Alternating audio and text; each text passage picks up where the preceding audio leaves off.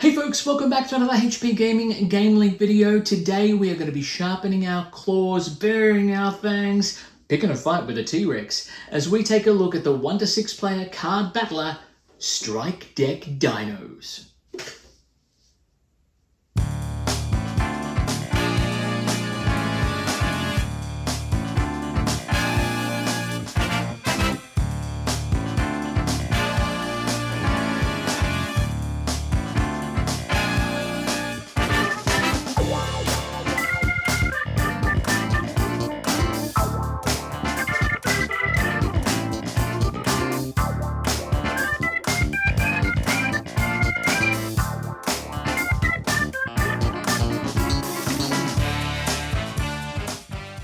Hey folks, thanks for joining me. My name is Matt, and if you didn't already know that, that's okay. I'm sure we're destined to become the very best of friends. Today, as I said in the opener, we are taking a look at Strike Deck Dinos, a game that's been designed and published right here in our very own land of Oz. Now, Strike Deck Dinos is a quick card battling game that sees lots of modes of play suitable for junior gamers and veterans alike. And you'll need to use strategy, cunning, and a little bit of luck in order to take your team to victory. So how do you bring the fight to your opponents to ensure that you're left as the last one standing? Let's get down to the table and let's learn how to play.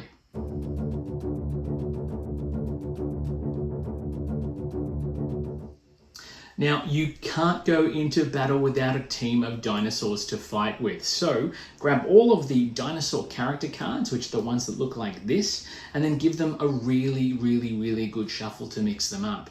Each player in the game then draws 2 dinosaurs at random, and then once you've drawn them, you can look at those cards, and then you'll get to choose one final dinosaur from the remaining set. However, this final dinosaur cannot be a boss, and you'll know which cards are boss cards. One, because of the foil overprinting, and also because they have the boss stat in the top right corner of the card. Once every player has chosen their team of 3 dinosaurs, you can grab the dinosaur cards that are remaining and return them to box, because they won't be used for the rest of the game. For each dinosaur on your team, take 1 red tracking clip and place it on the card covering full health. Then collect 2 white tracking clips and place them nearby. You may need these later in the evolve step, which we'll get to in a moment. Players then choose their first dinosaur that's going to enter the prehistoric arena and place it in front of their other dinosaurs closest to the center of the play area. Now, I'm setting up here for a 3-player game, but you can set up teams for just 2 players or as many as you like. The game allows for up to 6 out of the box. With the players set up, shuffle the strike cards, which have these orange fronts on them, and place them in the middle of the play area within reach of all players. And with that, it's time to pick a fight.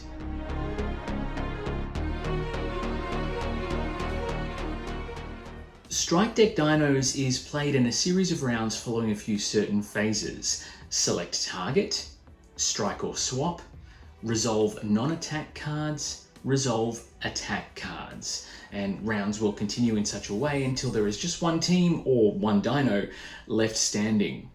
Let's take a look at those steps in a bit more detail.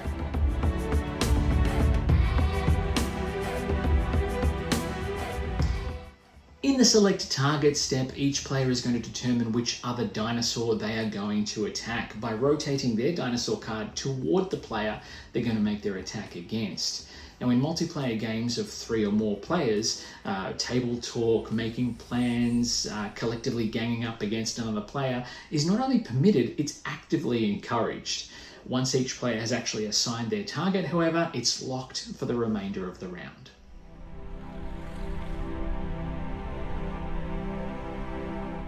The next game step is strike or swap, and all the players collectively call out aloud 3, 2, 1, strike, and then take one of 2 actions. If you decide to strike, you'll wait for the call and then race to draw a card from the strike deck.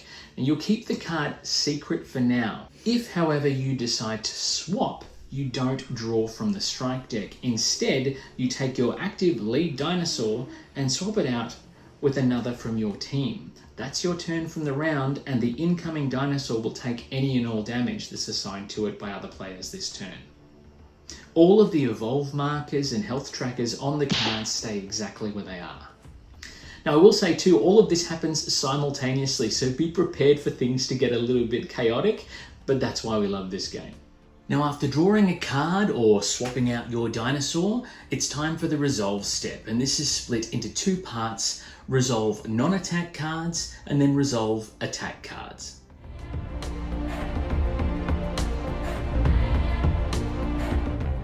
Players now look at their cards and reveal them, and any player holding a non-attack card will resolve theirs first in player order, starting with the youngest player.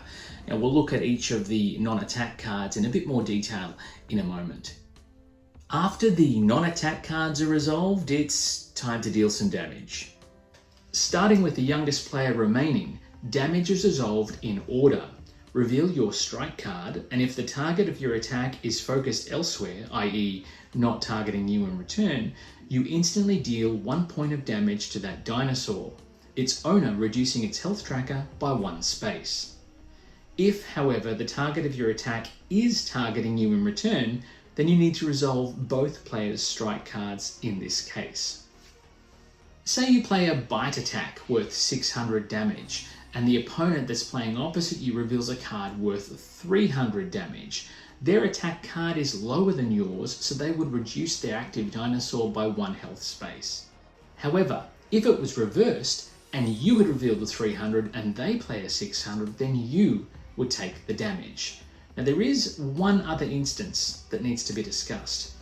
If both players reveal an attack that is worth 600 damage, both players take a damage point because it's a tie and you can't have any shared victories.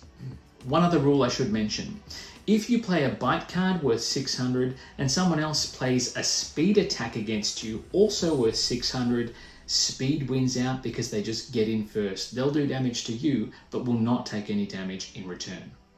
Once all the strike cards have been resolved, any dinosaur taking its last health point of damage needs to retire for healing and is out of the game. Players will swap their dinosaur out for another one that's in their team or in their cage, and any player who has to retire their final dinosaur is eliminated from the game.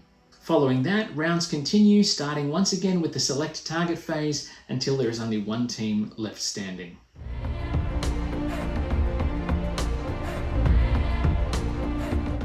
Now I mentioned earlier that you'd need to set aside 2 white clips just in case you needed to evolve your dinosaur. Let's take a look at what I mean by that now. In the resolve step, if a player has a non-strike card that is an evolve card which has this circular evolve symbol on it, they have the opportunity to evolve their dinosaur, their lead dinosaur, in either defense or strike capabilities by taking one of the white clips and placing it on the first notch of either track. It's important to note too that each dinosaur has 3 tracks available, even if there's nothing printed on the bottom slot. And therefore it may take multiple evolutions in order for their abilities to become available. Note too that if any player has an evolve any card, they can choose to evolve the abilities of any of the dinosaurs in their team, not just their active lead dinosaur. Upgraded abilities have advantages that can help you in combat by reducing incoming damage or even increasing damage you'll deal to your opponents. So it's really important to manage your evolving abilities as best you can and most effectively to help them in combat. Other non-attack cards may allow you to infect another player's dinosaur, removing one of their evolve steps. While even more cards can revive dinos that have been knocked out, force swaps, steal cards from other players, or even prevent them from swapping out their injured dinosaurs. And that's pretty much all you need to know to get a game of Strike Deck Dinos happening at your table.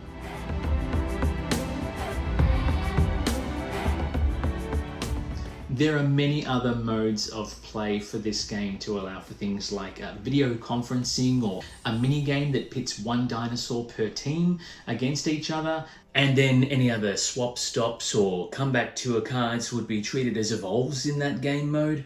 There's also a solo game mode, so you can watch your favorites battle it out in combat to see who comes out on top.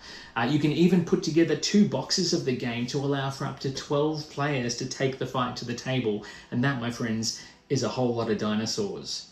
Now, there is also an advanced rule here during the strike or swap phase of the game. For advanced veteran players of tabletop games, instead of drawing just one card, you can draw up to 3 cards, have a look at all 3, and then decide which one to play, just to allow for a bit more strategy in combat. Now, I think it's important to note too that the designers of this game and their junior gamers that helped design the game as well, designed it with toys in mind. So you can actually find the T-Rex boss card, and when that is your active dinosaur, instead of using the card to assign where you're going to target, you can actually bring in your T-Rex and let him do the talking by allowing him to target and point at the dinosaur he's going to attack. So any dinosaur toys you've got at home, you'll be able to be compatible with this game, and there's many cards that allow for those different dinosaurs. I think over 30 in total. If you have a dinosaur that is not included, or it's a bit of a sci-fi blend of dinosaur, there's even a hybrid card and an other species card that you can use in combat. With that, you can grab a copy of Strike Deck from the website you can see on your screen, and you'll be battling dinosaurs across the board on your tabletop for many years to come, I guarantee it. In closing, folks, just a quick note and thank you to our Patreons who allow us to keep producing this awesome content for you all. I hope you've all enjoyed this one. We enjoyed this game a lot, and it's really exciting to finally get it to the table and be able to share it with you all. Lastly, folks, just to let you know, there's plenty more content coming your way. We've got more unboxings, more playthroughs, more live chats, more Dungeons & Dragons, pretty much more of everything, which we're really excited about. So make sure you stick around for that. If you haven't already smashed that subscribe button, by all means, please do so. Give the video a like. So at least then you know whenever we're going to be posting something new, make sure you hit that little bell icon for me as well. Until then, folks, keep your wits and your teeth very sharp. And we'll see you back at the table for more crazy adventures in board gaming very soon. Until then, though, it is bye for now.